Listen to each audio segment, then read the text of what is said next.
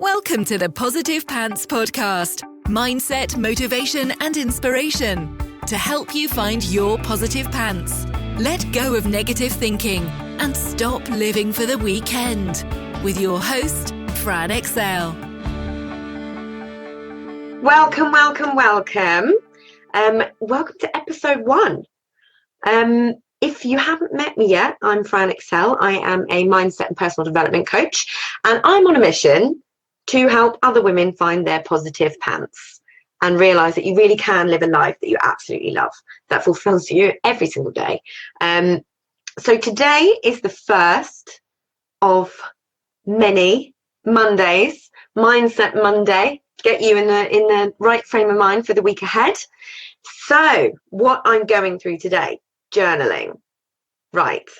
Journaling is something I get asked about all the time because people have got a lot of assumptions about what it is, why they should do it. They hear all about the benefits, but don't really know what to do, how to start or anything. And they're like, but Fran, I'm not the Dear Diary type. Like, I just don't want to do it.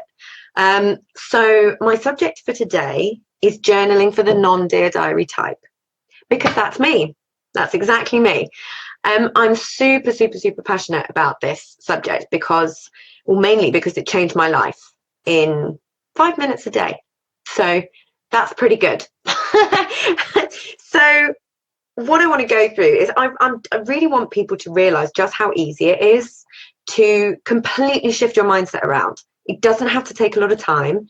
It doesn't have to take a lot of energy. And the shifts can be so quick, so quick. And you really can create this positive mindset that you're all wanting to create. You know, this mindset where you can feel consistently positive in a non-annoying way.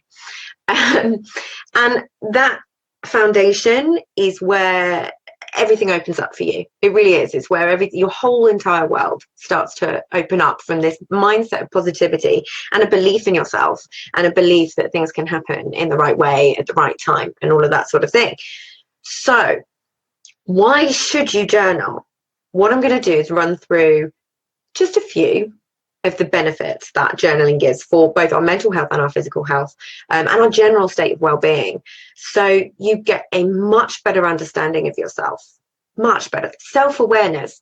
I talk about this a lot in the group. Self-awareness is so key for changing any behavior. Being aware of when you're actually doing something and how you're doing it and when it starts and what your triggers are, all of that sort of stuff. If you can start from that mindset, everything else will genuinely open up for you. So it also helps you achieve your goals. I mean, I can't tell you how many scientific studies and psychological studies that there are telling you that to achieve your goals, you need to write them down. And this is one of the things that journaling can help with. It helps you completely shift your mindset. It helps you feel more grateful, and gratitude is the opposite of anxiety. So that is huge. If you can live in a more grateful state, a lot of that anxiety and unease that you feel day to day starts to shift and starts to just get less and less. Who wouldn't want that? It makes you happier. It makes you more mindful. It makes you have focus and purpose back in your life. Better relationships. It allows you to get to know yourself on a level that really does start to change your relationships. I got into all of this because I was in a bit of a mindset pickle myself, and I used to refer to myself as Eeyore on a bad day, which is not a good place to be for me or anyone that loves me. It makes me very difficult to love. But that's where I was. And through doing this and learning about this is genuinely what changed my life. So you feel more happy. You have a more positive outlook. You become accountable to yourself and other people, but mainly to yourself. It's that accountability in yourself that will then allow you to achieve all the things that you want to achieve. You start and finish your day better. And in doing that, it actually helps you sleep better. Genuinely helps you sleep better. Why would you not want that? So many of us are hugely struggling with our sleep patterns and things like that. We're going to bed in a grump, and I have this belief that you tend to wake up how you went to bed. unless you've had a very bad night's sleep anyway. But you tend to, if you go to bed and you're feeling negative about your day, and you're feeling negative about everything that happened to you, and you're just feeling like, oh, I just want to go to bed, I want the day to be over, you're more likely to wake up that way. And if you wake up in a grump, you're going to then continue your day in a grump. So there's a couple of little tips and tricks that you can use to completely stop that happening. And it is quick. It's really, really quick. The next one, one of my favorite ones, is it helps you keep more memories. We forget so much that happens to us in our day, so much. And what I do is I reflect on things. So I write in my daily journal, and then at the end of the month I reflect back on it, and every single time without fail, I guarantee you I've forgotten things, and I get to go over that month of all the positive things that have happened to me and all the great things that have happened, and go over them again. And it means that that's more solidified in my head. So when you can get into that mindset of, oh, everything's rubbish, nothing good ever happens to me, oh, typical, that sort of mindset, this helps shift all that around. It really genuinely does. It helps you achieve your dreams because you're writing them down. You get really, really clear on what you want, and by doing that, it activates your reticular activating system. And what that is kind of like a spam filter for your life. The brain can only take on so many images and sights and smells and all of that sort of stuff in a day, but by activating that system, what you're doing is you're telling your brain what you want to see. And that's so important. So I've used this example before where, you know, when you've decided that there's a particular car you want, and then that's all you see everywhere, that's your reticular activating system at work. So it's showing you the opportunities and reminding you of what you want. So you want to be telling your brain what you want to see. It's a really, really big thing for that. Stress reduction is the next one. That, who doesn't want that? We're all stressed. We all need to find ways to manage our stress, and journaling can help you do that. It's a really calming way to finish or start your day, whichever one works for you, or both. I've just recently actually started to do both. So it also makes you kinder. If you do the journaling the way I do it, but also with that increased self-awareness, it genuinely makes you kinder. And then there's a whole ream of other benefits that come with being kinder. I'll go on to that a little bit more later on in this episode. It massively increases your well-being. Your confidence will increase as well. And it will genuinely just help you be a better version of you. There's nothing wrong with you. This can help you be a better version. Who wouldn't want that? So what is it? What is journaling? There's a lot of assumptions that with journaling, it's dear diary, sitting there, bearing your soul for hours on end, writing reams and reams and reams of things. So there's a huge amount of people who don't want to do that. I don't do that. That's not the right style of journaling for me. It is a style of journaling, but it is not journaling on the whole. So what I'm going to go through with you in this is some of the other options that are out there for you. So now we've gone through the benefits, of which there are many more than I've mentioned. What really is it?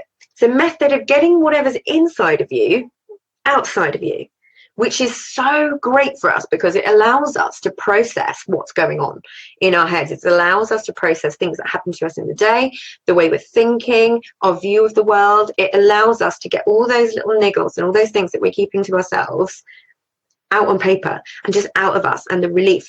Have you ever written a letter to someone, like an angry letter, but not sent it? But that sense of relief that you feel just having written out your thoughts, if you've ever done that, this is what you get, and you can get that every day, and you only need to spend 5 minutes on it if that's all you've got. Perfectly fine. It's a personal development tool, and it is backed by science.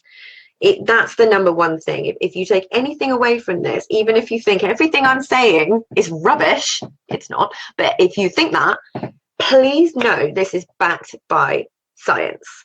There's a reason that doctors, therapists, counselors, coaches, all these people dealing with health and well-being are recommending journaling to their clients and to people that they love and people that they know.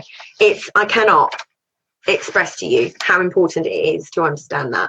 This is not a flash in the pan. This is something that is real, it's tangible, and it can help you. If you're in a mindset where you need that little bit of oomph back in your life. You need to start shifting that mindset around. This is something that can absolutely help you. So how do you do it without, dear diary, reams and reams of bearing your soul? So there's a lot of different ways. My method is using prompts. I'm a huge fan of prompts, and I'm a huge fan of lists and reflection. Like I say, takes me 5 minutes. I spend 5 minutes every day, and then at the end of the month I spend a little bit more time reflecting on everything that's happened. So going over what were your top 3 moments, what were your top 3 achievements, all of that sort of stuff. So I'll give you my prompts. So the first one is 3 things you're grateful for. So every day I'm writing down 3 things that I'm grateful for. Like I said earlier, gratitude is the opposite of anxiety. You can't feel both at the same time. So the more you can focus on gratitude, it's what's known in positive psychology as an intervention. And a lot of my prompts are positive psychology interventions. So again, they're backed in science, which is great. But 3 things that you're grateful for every day, and try and get a little bit specific about it. Try and be a bit more, rather than I'm grateful for my parents, say I'm really grateful for my supportive parents who always stand by me through everything. That sort of thing. And then it allows you to connect on that real emotional level. But you can be grateful for anything, even on those days where you're really, really struggling and all you want to do is be in a mood. If you start doing this and you start to think, you could be grateful that you found a penny on the floor. You could be grateful that the sun's shining. You can be grateful that it's not raining today. Whatever you want it to be, that's what it can be for you. The next one is 3 good things. This is one of my favorites. 3 good things is all about shifting your focus from the negative to the positive. It's not your fault that you're negative. It's you have actively trained your brain to be that way. The brain follows the path of least resistance. So when it's consistently been to the negative, to the negative, to the negative, and that's your autopilot habit to be negative, you need to shift that. But you can shift that through a process called neuroplasticity, which is all about retraining your brain essentially and creating new neural pathways. That's what this does. So if you're predisposed to focus on the negative, you find 3 good things that happened in your day, whatever they may be, no matter how small, and that's what you focus on. And then what you'll find yourself doing is throughout the day, you will find yourself actively looking for them. And this whole process, then over time, it's not overnight, but then over time, this process becomes your go-to. It becomes your habit. So you then form a habit of positivity, which is what you want. I know so many of you have been talking to me about, how do I form a consistent positive mindset? How do I do that? This is one of the ways that you can do that. The next one is random acts of kindness. Now, this is one that I absolutely love. So it does what it says on the tin. You do a random act of kindness, give someone a compliment, chat to the person at the checkout, whatever it is that you want to do. That makes that person feel good, which makes you feel great. So there's this whole double whammy effect, and it just gives you a real buzz. It completely shifts your vibration to the positive. Sorry, dogs. Don't get dogs, do get dogs. Random acts of kindness. So how many people I made smile is something that I add to that. I used to, when I was really, really down, I would challenge myself, and I started this about 1.5 years ago, maybe a little more, about how many people I could make smile in that day. Because especially if you're commuting to your job and there's a lot of people being miserable or grumpy chops or whatever it may be, if you can try and get them to smile in some way, or even if you just smile at them, which tends to make people relax and smile back, that was something that I found really, really helped me in my day. Because you can very often get, if somebody cuts you up in the car or something like that, it can fluster you and it can set the tone of your day. So by doing this, the random acts of kindness and the how many people I made smile, they're just little journal prompts. That's all they are, but they change your whole thought process for your day. And then the last one that I use is what I want and by when. So this is about the reticular activating system. So writing down your main goal or your dream. So you could do either. It can be your overarching dream, the house and country and the life you want to live, what your ideal day is. All of that sort of stuff can come under this category. But then also it can just be your general goals. So I want to lose a stone by 10th of September 2018, whatever it may be. Then what it does, it helps you to find all the opportunities to do that. So it's a great one again. Now, other forms of journaling. Everybody believes that you need to go buy a big blank journal and sit there staring at a blank page. You don't. You can use my prompts. There are thousands of prompts, and I'll be consistently adding more and more and more into the group and into my content, because it's something that people are asking for left, right, and center. So I will be doing more of that. A lot more lists. So things like, for example, list 20 things that you like about yourself. That is an amazing one for when you're really struggling with your self-image and self-doubt and things like that. Another one is list your achievements in life. All of these things. I've got hundreds and hundreds of different lists that I've written that I go back to if I'm ever feeling down. It's something that can really shift your mindset back around to the positive. So it's a really, really valuable thing to do. You can keep a digital journal. There are huge amounts of ways that you can do this. You can keep it digital. You can send an email to yourself. I'm going in more detail into this in a future episode, but there are so many ways that you can do this. It has to be what's right for you. So there's digital, there is audio. You can just talk into your phone, and record voice notes. You can use video. You can actually record yourself going to bed and talk about your day, or talk about your prompts, whichever way you want to do it. Mind maps is another one. I enjoy mind maps. I think of them as those spider diagrams from school, where you put a little bubble in the middle and then you have all the little bits coming off. So you could put, for example, a mind map of you. What makes you you? So you put Fran in the middle and then all the little spokes coming off. So you can have family and then all the bits coming off there. And this is a really, really lovely visual way to it's just a different way to look at your situation. And sometimes your brain can look at it and go, oh, things are pretty good. I like that. Bullet journaling is another one.